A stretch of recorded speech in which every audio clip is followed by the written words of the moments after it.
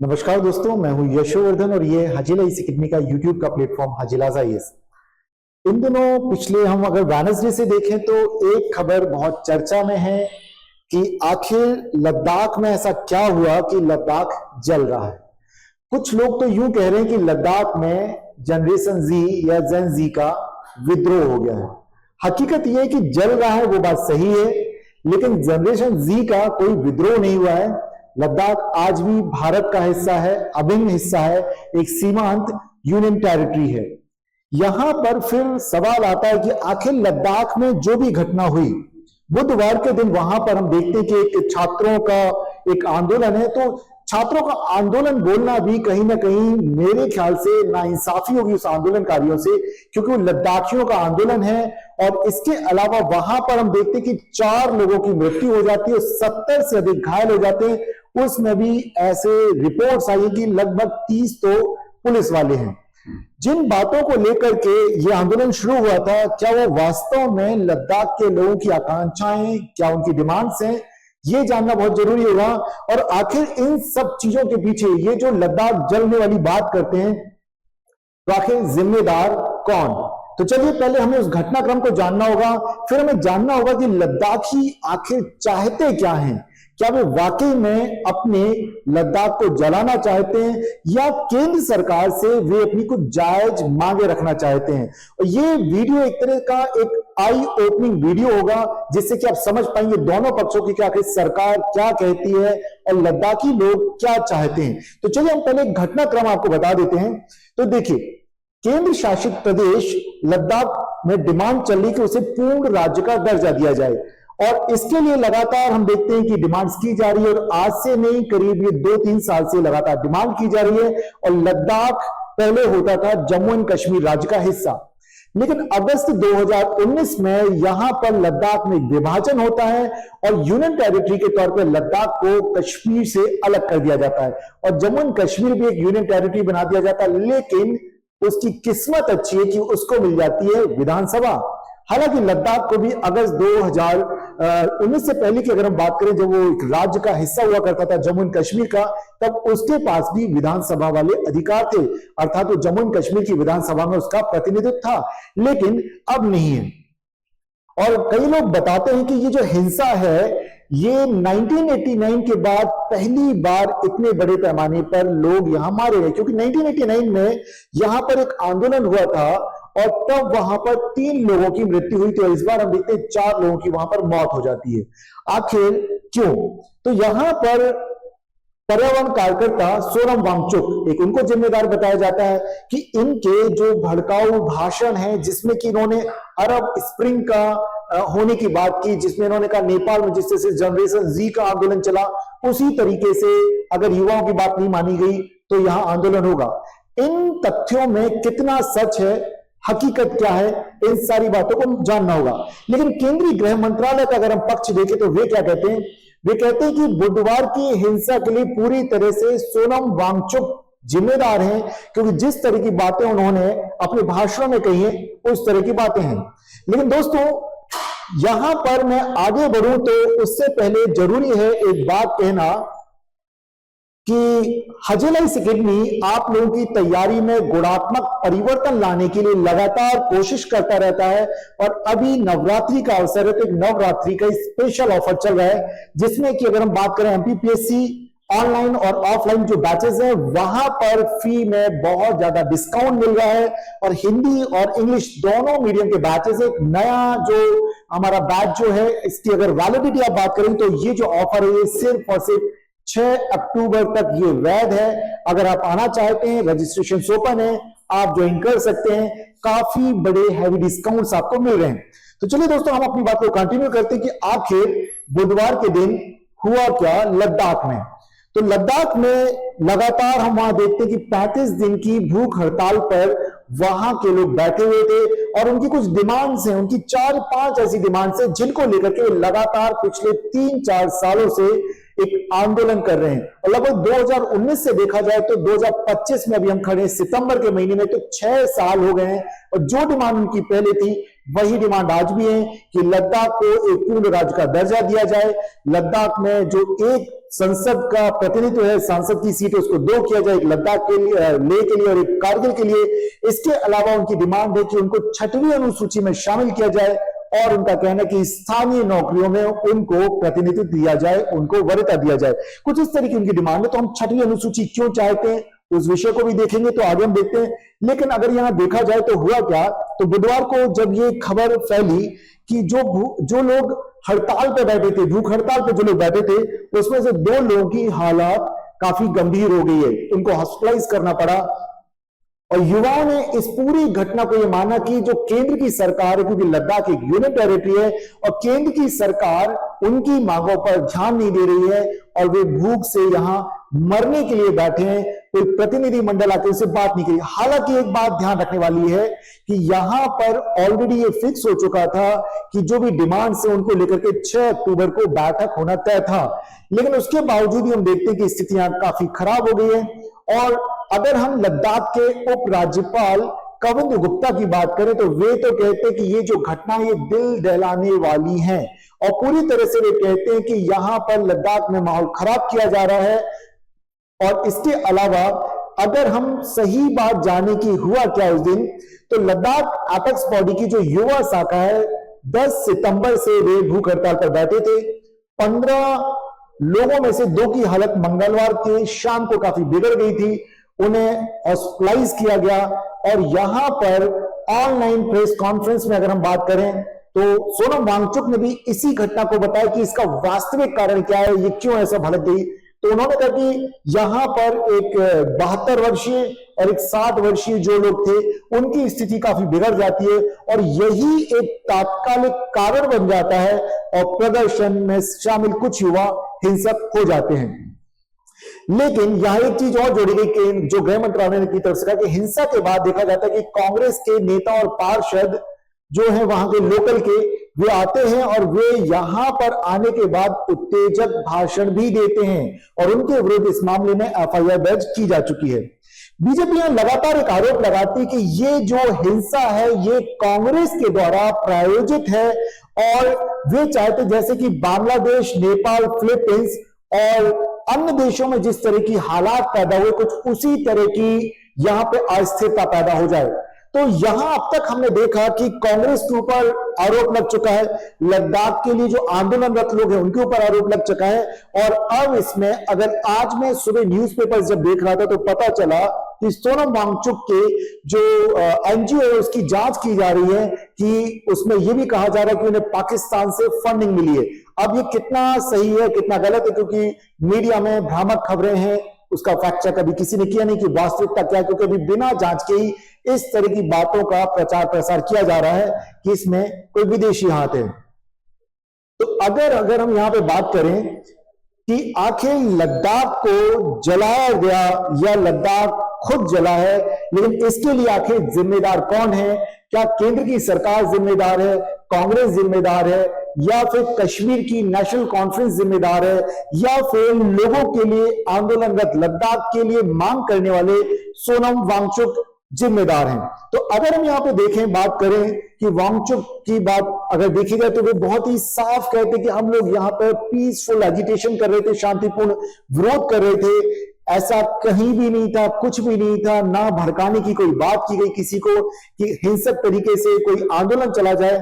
हालांकि सरकार ने उनके ऊपर आरोप लगाया कि उन्होंने अरब स्प्रिंग जैसे आंदोलन का जिक्र किया, नेपाल के जेनजी जैसे प्रदर्शनों का हवाला दिया, जिसके कारण वहां पर हम देखते हैं कि उनके भाषणों के कारण युवा भड़क गए। तो इस बात में कितना सच है ये काफी चीजें जांच के बाद पता चलेंगी, लेकिन जो सबसे बड़ा प्रश्न है कि आखिर जिम्मेदार कौन है? क्या वहां पर किसकी सरकार थी?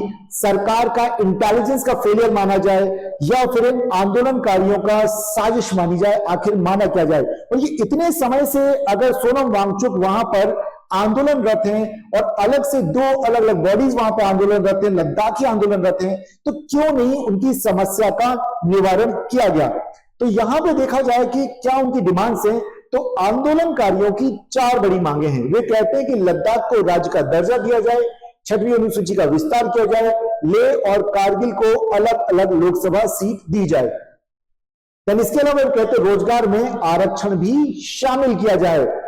क्या है ये? तो इन मुद्दों पर बात करें तो पहले आपको जो नहीं जानते कि छठवीं अनुसूची क्या है, क्योंकि सबसे बड़ी मेजर जो इनकी डिमांड है राज्य के बाद वो छठवीं अनुसूची में शामिल करना है। तो आखिर ये क्या है? देखिए, छठवीं अनुसूची संविधान के अनुच्छेद 244 के तहत छठवीं अनुसूची में जो व्यवस्था है वो क्या है उसे समझते हैं। इसके तहत स्वायत्त जिला परिषदों का गठन किया जाता है कि उसी लोकल एरिया के डेवलपमेंट के लिए परिषद काउंसिल होगी और इन्हें राज्य के भीतर कुछ विधायी, कुछ न्यायिक और कुछ प्रशासनिक स्वायत्ता हासिल होती है। और इससे अगर देखा जाए तो जो एडीसी के सदस्य होते हैं ये भूमि, वन, जल, कृषि, ग्राम परिषद, स्वास्थ्य, स्वच्छता, ग्राम और नगर स्तर पर पुलिस व्यवस्था, उत्तराधिकार, विवाह, तलाक, सामाजिक रीति रिवाज और खनन आदि मामलों के संबंध में कानून बना सकते हैं, किसी तरह के रेगुलेशंस बना सकते हैं। और इस तरह की सुविधा छठवीं अनुसूची के तहत पूर्वोत्तर राज्यों जैसे आसाम, मेघालय, मिजोरम, त्रिपुरा, इन सबके कुछ हिस्सों, पूरे राज्यों में नहीं, इनके कुछ हिस्सों में इस व्यवस्था के तहत वहां पर परिषदें का गठन किया गया, उन्हें स्वायत्ता दी गई। तो यहां पर सवाल आता है कि ये मांगे तो लगभग ऐसा लगता है कि जायज मांगे हैं, लेकिन यह प्रश्न उठाया जा सकता है कि इनकी मांग इसलिए सही नहीं क्योंकि ये लद्दाख एक सेंसिटिव और सीमांत राज्य है, सीमांत यूनियन टेरिटरी है। तो क्या आसाम नहीं है, क्या मेघालय नहीं है, क्या मिजोरम नहीं है, क्या त्रिपुरा नहीं है, क्या इन पर भी वो बातें लागू नहीं होती कि यहां पर भी इंसर्जेंसी रही है, यहां पर भी अलगाववादी आंदोलन चलाए, यहां पर भी हिंसा हुई है, समुदायों के बीच में हिंसा हुई है। लेकिन लद्दाख में तो सिंगल एक भी ऐसा एग्जाम्पल नहीं कि लद्दाखियों ने कभी सेपरेटिस्ट मूवमेंट चलाया हो, या लद्दाखियों ने कभी सरकार के विरुद्ध बंदूक उठाई हो, या लद्दाखियों ने कभी किसी दूसरे देश के षड्यंत्र में शामिल हुआ हो। तो ये बात अगर पूरी तरह से खारिज होती है कि हम उन्हें इसलिए छठवीं अनुसूची का दर्जा नहीं देना चाहते क्योंकि वो एक सीमांत राज्य, संवेदनशील है। तो फिर जम्मू एंड कश्मीर भी तो है, आखिर वो पाकिस्तान से सटा हुआ है, तो उसको विधानसभा क्यों दी गई?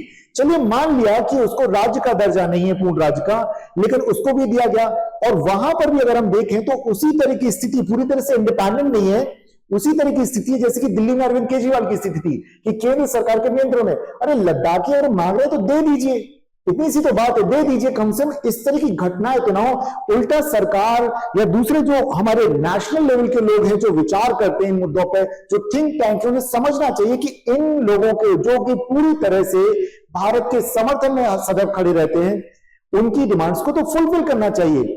दूसरी बात, अगर हम और भी बातें करें, क्या इंसर्जेंसी जैसे हालात, मान लीजिए आज मैं मध्य प्रदेश में खड़ा हूं तो यहां भी रही है, नक्सलवाद भी रहा है, अलगाववाद भी है, धार्मिक और जातीय हिंसा भी होती है, कहां नहीं है, चाहे वो गुजरात हो, चाहे महाराष्ट्र हो, चाहे मद्रास हो, हर जगह। तो वो आधार, तो अब जिम्मेदार कौन है? आप समझ सकते कि हम सिर्फ लद्दाखियों पर जिम्मेदारी पूरी तरह से डालेंगे तो ये अन्याय होगा। सरकार को समय रहते समझना चाहिए कि आखिर उनकी डिमांड क्या है। दूसरी बात, क्या यहां पर जिस तरह के सोशल मीडिया प्लेटफॉर्म्स पे लगातार इस तरह की चर्चा चल रही है कि इसमें कुछ इंटरेस्ट लिस्ट लोगों का भी हित है, इसलिए 6th शेड्यूल यहां पर लागू नहीं की जा रही, इस बात में कितनी सत्यता है? अगर इस बात की जांच की जाए तो पहले जानते हैं आखिर वहां पे किस तरह के उद्योग की संभावना है। तो लद्दाख में अगर देखा जाए तो सौर ऊर्जा की बहुत अच्छी संभावना है। क्यों? क्योंकि लद्दाख में अगर देखा जाए तो साल भर यहां पर प्रचुर मात्रा में धूप होती है, जिससे कि यहां पर सौर ऊर्जा उद्योगों की अपार संभावना है। अगर हम बात करें कि जल विद्युत की बात करें तो सिंधु और उसकी सहायक नदियों पर छोटे बड़े कई तरह के हाइड्रो पावर प्रोजेक्ट्स लगाए जा सकते हैं। और अगर हम पवन ऊर्जा की बात करें तो कुछ क्षेत्रों में पवन ऊर्जा भी वहां पर उत्पादन की संभावना है। और खनिज आधारित उद्योग की बात करें तो वहां पर बोरोन, लिग्नाइट, जिप्सम, संगमरमर और रेयर अर्थ मिनरल्स पर आधारित उद्योग की अपार संभावना है। सीमेंट और निर्माण सामग्री की भी वहां अपार संभावना है। कुल मिलाकर के उद्योगों की बहुत बड़ी संभावना है। और छठवीं अनुसूची में जिस तरह की बात यहां पर अगर हम देखें कि देखिए खनन, राइट, इसके अलावा भूमि, राइट, अब इस तरह के मामलों पर अधिकार किसको हो जाएगा? जो कि वहां पर जिले के लिए एक ऑटोनॉमस डिस्ट्रिक्ट काउंसिल होगी, उसके पास होगा। अगर 6वीं अनुसूची में लद्दाख को शामिल किया जाए, लद्दाखियों की डिमांड है, तो मे भी शायद जिस तरह के आरोप लगाए जा रहे हैं कि इसमें भी शायद कोई उद्योगपतियों के कुछ एंगल है। अब इस पर मैं अगर कुछ कहूंगा तो जल्दबाजी होगी, ये आप विचार कीजिएगा क्या ऐसी संभावना है, क्योंकि इसमें अगर 6वीं अनुसूची में लद्दाख को शामिल किया जाता है तो ये जो अधिकार है केंद्र सरकार की बजाय किसके पास पहुंच जाएंगे, लद्दाखियों के पास पहुंच जाएंगे। और अगर हम और उनकी डिमांड्स को देखें कि लद्दाख को भी वे कहते पूर्ण राज्य का दर्जा दिया जाए, अगर वो पॉसिबल नहीं तो कम से कम उन्हें इतना तो दे सकते जो जम्मू एंड कश्मीर या दिल्ली का स्टेटस है, उनको विधानसभा दे दी जाए। एक और बात, क्या लद्दाखी जिस तरह से वे डिमांड करते हैं कि उनको नौकरियों में वरीयता दी जाए, तो वे उनकी इस डिमांड को, हालांकि कानून बनाया है वहां पर उनकी ट्राइब्स को वहां पर देखा जाता है कि 45% से बढ़कर लगभग 80% रिजर्वेशन हो गया, लेकिन जब तक नौकरियां नहीं आएंगी तो उन लोगों को नौकरियों में कैसे वरीयता दी जाएगी, इस बात को समझना होगा। तो कुल मिलाकर के अगर हम यहां पर बात करें कि लद्दाख के जलने के लिए जिम्मेदार कौन है, तो आपको ये सोचना होगा हम पूरी तरीके से सिर्फ और सिर्फ उन शांतिपूर्ण तरीके से आंदोलन करने वालों या फिर जिन्होंने बुधवार के दिन हिंसा की, सिर्फ उनके ऊपर अगर जिम्मेदारी डाल देंगे तो फिर सरकार अपनी अकाउंटेबिलिटी से भी बच रही होगी। इस बात को समझना होगा, वक्त रहते समय रहते अगर सही प्रकार से डिसीजन ना लिए जाएं तो यहां पर स्थितियां बिगड़ सकती है, क्योंकि जब भी कभी लोगों को अगर रोजगार नहीं मिलेगा, उनकी राजनीतिक मांगों को नहीं सुना जाएगा, उनके आर्थिक विकास पर ध्यान नहीं दिया जाएगा, तो चैलेंजेस लगातार बढ़ते रहते हैं। और लद्दाख एक संवेदनशील इलाका है जहां पर LOC और LAC चीन की सीमा और पाकिस्तान की सीमा दोनों ही लगती है, ऐसे में वो बहुत ही सेंसिटिव हो जाता है। तो करना क्या है सरकार को, अगर उन्हें वहां पर विधानसभा दे दी जाती है, 6वीं अनुसूची के अधिकार उनको दे दिए जाते हैं, तब भी कंट्रोल तो हर तरह से अगर देखा जाए तो भारत सरकार का रहेगा। क्या त्रिपुरा बाहर चला गया, क्या मेघालय बाहर चला गया, नहीं गया। तो उसी तरीके से अगर लद्दाख की मांगों को भी समझा जाए तो यहां पर बेहतर तरीके से निर्णय लिया जाना संभव है। तो देखिए यहां पर इस बात को आपको समझना होगा कि वास्तविक तौर पर जिम्मेदार कौन है। ये जो वीडियो है ये किसी एक पक्ष के लिए हम फेवर में नहीं बोल रहे हैं, ना हम किसी के अगेंस्ट बोल रहे हैं, बस एक तटस्थ होके आपके समक्ष दोनों ही पक्षों की बातों को रखा कि हिंसा किसी भी समस्या का हल नहीं होता है, शांतिपूर्ण तरीके ही होते हैं। और यदि लद्दाखी युवा हिंसा पर उतारू होंगे तो तय मान के चलिए कि सोनम वांगचुक या लद्दाखियों का आंदोलन कभी भी सफल नहीं हो पाएगा।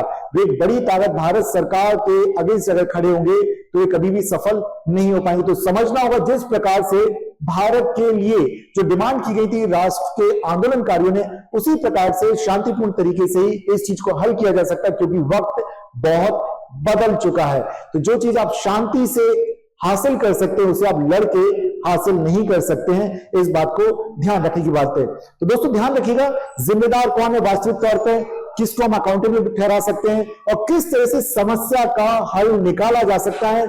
आज के इस वीडियो में हमने सारे मुद्दों पर चर्चा की है। मैं उम्मीद करता हूं कि आप इस मुद्दे पर जागरूक जरूर होंगे और मैं एक अनुरोध और करूंगा कि आप इसे अन्य लोगों के साथ शेयर करें, ताकि लद्दाखियों के प्रति या सरकार के प्रति किसी भी तरह की कोई नकारात्मक भावना ना पैदा हो। जो हकीकत है उससे लोग रूबरू हो, सरकार भी हो और लद्दाख की जनता भी हो, और एक बैलेंस अप्रोच के साथ एक संतुलित तरीके से लद्दाख के विकास के लिए सभी लोग मिलकर के काम कर सके। दोस्तों मेरा नाम है यशोवर्धन और मैं इस वक्त हाजिल आईएएस अकेडमी के यूट्यूब प्लेटफॉर्म हाजिल आईएएस से आप सबके सामने पेश हुआ हूं।